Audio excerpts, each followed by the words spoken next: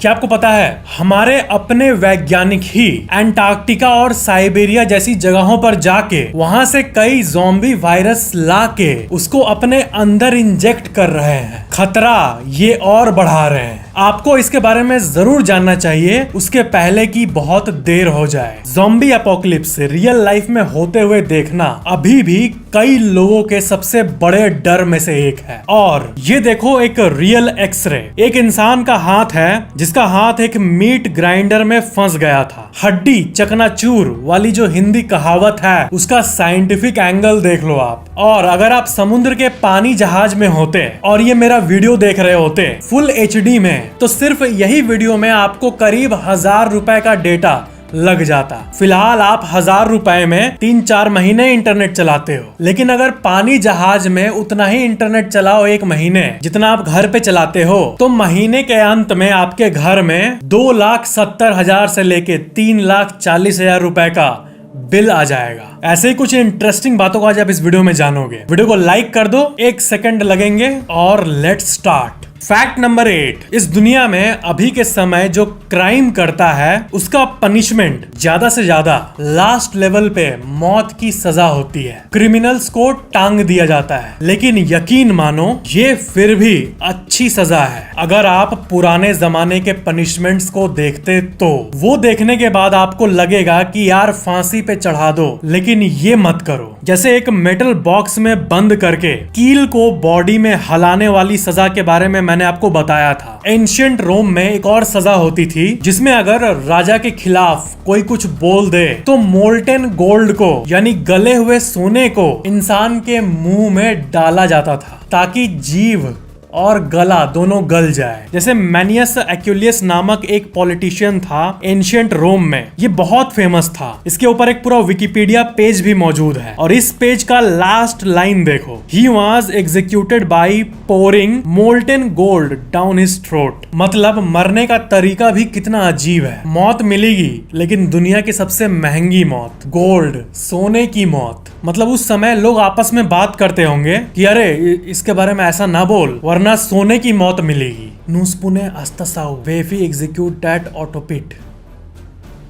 नहीं समझ आया? ये देखो स्क्रीन पे मैंने रोमन भाषा में ये बोला। फैक्ट नंबर 7, आपने उन एकाध लोगों के बारे में जरूर सुना होगा जिनका हार्ट लेफ्ट में नहीं बल्कि राइट में होता है। आपने उन एकाध लोगों के बारे में भी जरूर सुना होगा जिनका लीवर ऑपोजिट साइड में होता है। लेकिन कुछ ऐसे लोग होते हैं जिनका सब कुछ ही इन्वर्टेड होता है, यानी राइट का सारा कुछ लेफ्ट में होता है और लेफ्ट का सारा कुछ राइट में होता है। जैसे ये डायग्राम में ये नॉर्मल ह्यूमन है जिसका सब कुछ इन्वर्टेड है। करोड़ों में एक इंसान का ऐसा शरीर होता है जिसमें सब कुछ उल्टे साइड में होता है। इसे मेडिकल टर्म में सीटस इनवर्सस भी कहा जाता है। लेकिन बात यह है कि किसी का भी ऐसा हो अंदर ही अंदर शरीर में तो आपको ऊपर से देख के पता नहीं लगेगा, वो बस सीक्रेटली होगा। जहां तक ऐसे लोगों की हेल्थ की बात है, ऐसा मत समझना कि इनको कोई हेल्थ प्रॉब्लम होगी। मेडिकल साइंस ने अभी तक ये पता किया है कि भले ही सारे ऑर्गन्स इन्वर्टेड हो,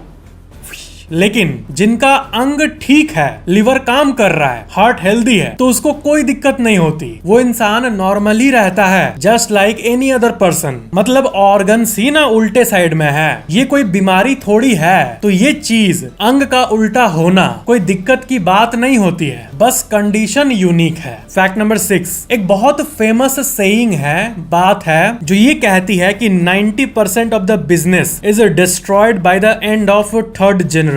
एग्जाम्पल के लिए मान लो आपके दादाजी ने एक बहुत बड़ा बिजनेस खड़ा किया था, आपके पापा ने उस बिजनेस को ठीक से कंटिन्यू किया, उसके बाद आपने भी बड़े होकर उस बिजनेस को अच्छे से कंटिन्यू किया। लेकिन आपका जो बेटा या बेटी होगी वो बिजनेस को ठीक से चलाएंगे या चौपट कर देंगे? क्या ये कोई बता सकता है?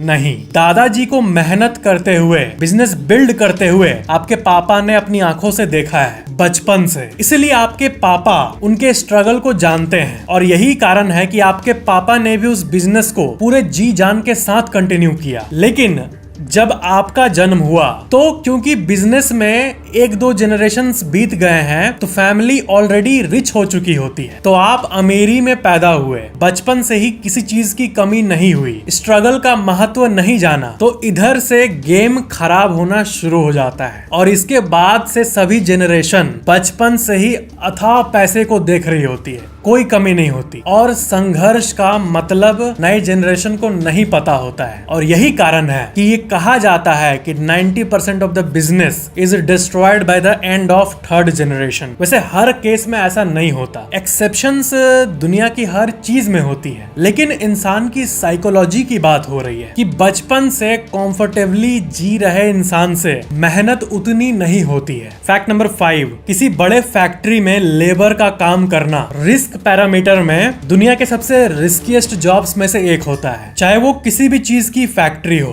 कार की फैक्ट्री हो, इलेक्ट्रॉनिक सामान की फैक्ट्री हो, तो आपके मन में भी ये बात जरूर आती होगी कि फैक्ट्रीज में जो मशीन्स होती है उसमें किसी का हाथ फंस जाए तो क्या होगा। क्या ऐसा होता है? स्टैटिस्टिक्स को देखोगे तो दुनिया में रोज किसी न किसी लेबर के साथ ऐसा होता है। तो स्क्रीन पे देखो, ये एक रियल एक्सरे है एक इंसान का जिसका हाथ एक मीट ग्राइंडर में फंस गया था। मतलब ये इतना डिस्टर्बिंग है कि मैं क्या बोलूं। मतलब देखो तो सही कैसे हड्डी टूट चुका है, टूट टूट कर सब अलग हो गया है। ऐसा पिक्चर आपको कहीं ना देखने मिले तो ही अच्छा है। फैक्ट नंबर 4, शिप में जहां ना वाईफाई होता है ना मोबाइल टावर पहुंचता है तो आखिर इंटरनेट कहां से आता है। 3 लाख रुपए डेटा का चार्ज सुन के वीडियो के शुरू में तो आपके होश उड़ गए थे, लेकिन इतना महंगा क्यों? किसी लेबर की 6 महीने की कमाई सिर्फ कुछ वीडियोस देखने में कैसे लग सकता है? देखो, घर में इंटरनेट के 2 तरीके हैं, या तो मोबाइल डेटा या तो वाईफाई। लेकिन डीप ओशन में वाईफाई तो होता नहीं ऑब्वियसली, क्योंकि वहां पर कोई तार ऑप्टिकल फाइबर पहुंच नहीं सकता, और मोबाइल डेटा चलता नहीं है क्योंकि मोबाइल डेटा के लिए चाहिए टावर जो बीच समुद्र में होता नहीं। तो असल में शिप्स इंटरनेट लेती है सैटेलाइट से। हर शिप के ऊपर आपने ऐसे टावर्स को देखा होगा, ये मोबाइल टावर की तरह ही दिखती है। ये असल में धरती के ऊपर घूम रहे सैटेलाइट से कनेक्टेड रहती है। अब घर का वाईफाई चीप होता है क्योंकि वाईफाई आजकल हर जगह होता है। मोबाइल डेटा चीप हो चुका है क्योंकि जमीन पे बहुत सारे टावर्स मौजूद है। लेकिन जो कुछ हिम्मत वाली कंपनीज सैटेलाइट से इंटरनेट प्रोवाइड करती है उनको तो रॉकेट लॉन्च करना पड़ता है जिसमें ह्यूज खर्चा आता है, सैटेलाइट मेंटेन करना पड़ता है जिसमें ह्यूज खर्चा आता है, और इसी खर्चे को वसूलने के लिए कंपनीज ह्यूज चार्ज भी करती है। 3000 रुपए पर जीबी तक कॉस्ट जाता है। ये वीडियो का फुल HD साइज करीब 400-500 MB का होगा, यानी एक वीडियो देखने के लिए 1000 से 1200 रुपए। गवर्नमेंट ऑफिशियल्स को तो ये डेटा फ्री में मिलता है, जहाज पे प्राइवेटली आप यूज करोगे तब इतना चार्ज होता है। लेकिन अब सिचुएशन बदल रही है अपने एलोन भैया के चलते। एलोन भैया ने स्टारलिंक को लाकर दुनिया को बदलना चाहा है। इनके चलते अब सैटेलाइट इंटरनेट का कॉस्ट नीचे आ रहा है। वन टाइम पेमेंट ओनली या फिर पे only for maintenance and not for data, ऐसी सर्विसेज को लाके ये गेम चेंज कर रहे हैं। वैसे शिप में मौजूद जो रिसीवर होता है वो एक ही होता है और उसी से जहाज का सारा फोन कनेक्टेड रहता है, और इसी के चलते आपके जो भी दोस्त जहाज पर गए होंगे वो ऐसी बात करते होंगे कि यार रील ही नहीं अपलोड कर पा रहा था जहाज पे, या क्या गधा जैसा इंटरनेट स्पीड चल रहा है। 0.5 Mbps या 1 Mbps जैसी स्पीड मिलती है जिसमें सिर्फ व्हाट्सएप चलेगा, या मुश्किल से 144p में वीडियो चलेगी, और वो भी बफर के साथ। सिर्फ मस्क भैया स्टैंडर्ड्स को बदल रहे हैं। स्टारलिंक मिनिमम 100 Mbps स्पीड जैसी पॉलिसीज को ला रहा है, लेकिन फिलहाल हर जगह गधे की तरह ही स्पीड मिलेगा। सैटेलाइट इंटरनेट की दुनिया में रेवोल्यूशन आने में अभी कुछ साल लग जाएंगे। तो ऑल इन ऑल बात यह है कि जहाज पे वीडियो बफर भी करेगी, और पर जीबी कॉस्ट का इतना डेटा लगेगा कि आपको ऐसा लगेगा कि 7 स्टार होटल में बैठ के एक समोसे के लिए 380 रुपए दे रहा हूँ और समोसे में कोई टेस्ट भी नहीं है। फैक्ट नंबर 3, कुछ ऐसे मैग्निफिसेंट और कूल स्पेस इवेंट्स हैं जो कि आप मिस करोगे क्योंकि आप होगे ही नहीं, लेकिन ये चीजें अमेजिंग होगी। आज से 5 करोड़ साल बाद मंगल ग्रह के 2 चांद में से एक फोबोस मार्स के टाइडल फोर्स के चलते चूर चूर हो जाएगा, क्योंकि वो गोल के बदले इरेगुलर शेप में है और टूटने के बाद मार्स के चारों तरफ एक रिंग फॉर्म कर देगा। यानी अभी जो ब्यूटीफुल रिंग प्लैनेट्स एग्जिस्ट करते हैं स्पेस में, वैसे ही हमारा पड़ोसी मंगल ग्रह भी बन जाएगा, मार्स विथ ब्यूटीफुल रिंग्स। दूसरा इवेंट है मार्च 21, 2178। जब आपका पोता 30 साल का हो जाएगा, तब प्लूटो अपना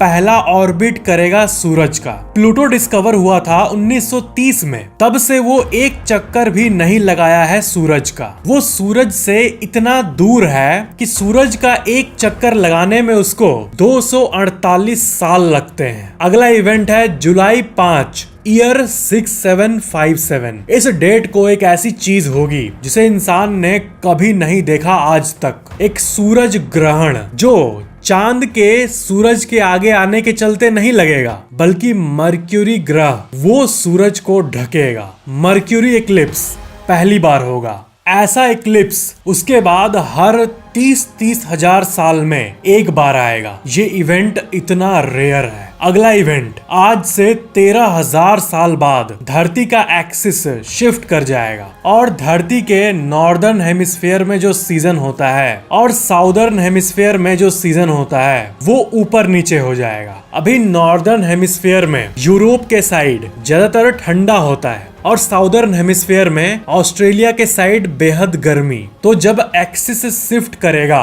तो यूरोप में ज्यादातर समय गर्मी रहेगा और ऑस्ट्रेलिया जो अपनी गर्मी के लिए जाना जाता है वहां ठंड हो जाएगा। अगला इवेंट है आज से 1,00,000 साल बाद। आप तारों के कॉन्स्टेलेशंस को आसमान में रिकॉग्नाइज ही नहीं कर पाओगे, क्योंकि 1,00,000 साल बाद पूरे आसमान का मैप बदल चुका होगा और नए कॉन्स्टेलेशंस उभर के आएंगे। फैक्ट नंबर 2, क्या आपने पेरू के स्कल्स के बारे में सुना है? साल 1928 में पेरू के आर्कियोलॉजिस्ट जूलियो ट्रेलो ने 400 ममीज को एक जगह पे पाया और क्योंकि वो बॉडी ममीफाइड थी इसलिए उनका सर वैसा का वैसा ही था, लेकिन ये नॉर्मल सर से बहुत ज्यादा बड़ा था और लंबा था, बिल्कुल एलियंस की तरह। इन्हें फर्स्ट ग्लैंस में ही एलियन थ्योरिस्ट्स कहने लगे कि ये एलियन का ही कंकाल है, और अगर एलियन का कंकाल नहीं है तो उन लोगों का कंकाल है जो एलियंस के संतान है।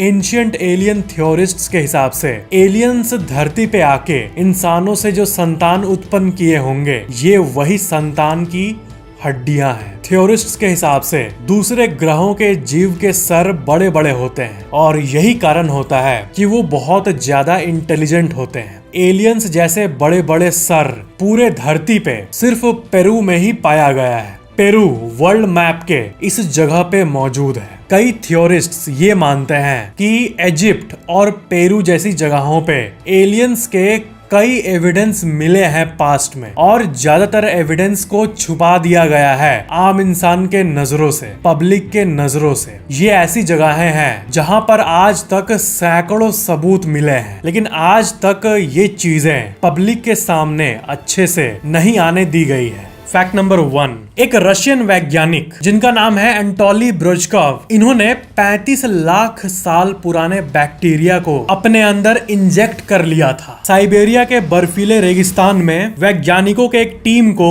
एक ऐसा चमत्कारी बर्फ का टुकड़ा मिला जिसके शोध के बाद ये पता चला कि इसमें जो बैक्टीरिया है वो 35 लाख साल से इसके अंदर जमे हुए हैं और मरे नहीं हैं। डॉक्टर एंटोली ने इसे नाम दिया है द इमोर्टल बैक्टीरिया। जो भी चीज उस बैक्टीरिया को 35 लाख साल से जिंदा रखी है वो शायद इंसान की भी एज बढ़ा दे। ये बात इस डॉक्टर ने कहा। उन्होंने इस बैक्टीरिया को लेके बहुत टेस्ट किया, चूहों पर आजमाया, मक्खियों पे आजमाया, फ्रूट क्रॉप्स पे आजमाया। अमेजिंगली जिस चूहे या फिर किसी भी इंसेक्ट पे इस बैक्टीरिया को इंजेक्ट किया गया वो एनर्जेटिक हो गया और हेल्दी हो गया। तो उन्होंने कहा कि यार दुनिया तो योलो है, अब मैं भी ट्राई करूंगा इसको। योलो मतलब यू ओनली लिव वंस। तो उसने सोचा कि क्यों ना ट्राई किया जाए, जो होगा देखा जाएगा। 2009 में उन्होंने अंदर डाला था उस 35 लाख साल पुराने बैक्टीरिया को, और अभी तक ये पूरी तरह से हेल्दी है और तब से ऑलमोस्ट 14 साल हो गए हैं ये एक भी बार बीमार मार नहीं पड़े हैं। अब आपको पता चला कि वैज्ञानिक आखिर इतने दूर नॉर्थ पोल, अंटार्कटिका, इन जगहों पे जमे हुए बर्फ के अंदर बैक्टीरियाज, वायरसेस को क्यों ढूंढते हैं। इसीलिए ताकि कुछ ऐसा बनाया जा सके जो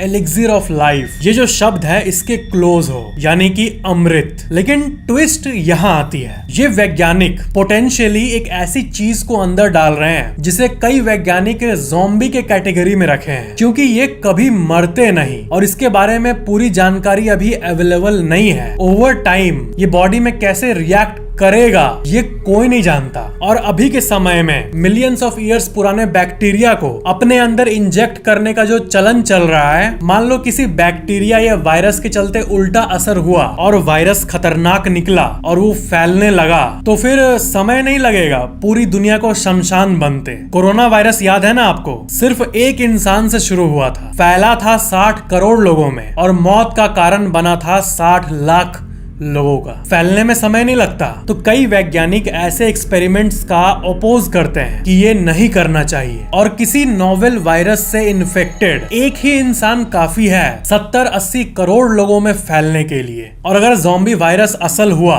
तो 7 सेकंड भी नहीं लगेंगे अगले वाले को इन्फेक्टेड होने में। वैज्ञानिक लोग बंद करो भाई, बंद करो। तो ये था आज का वीडियो। ऐसी और वीडियोस के लिए चैनल को सब्सक्राइब जरूर कर लेना और बेल आइकन जरूर ऑन कर लेना। मिलते हैं अगले वीडियो में।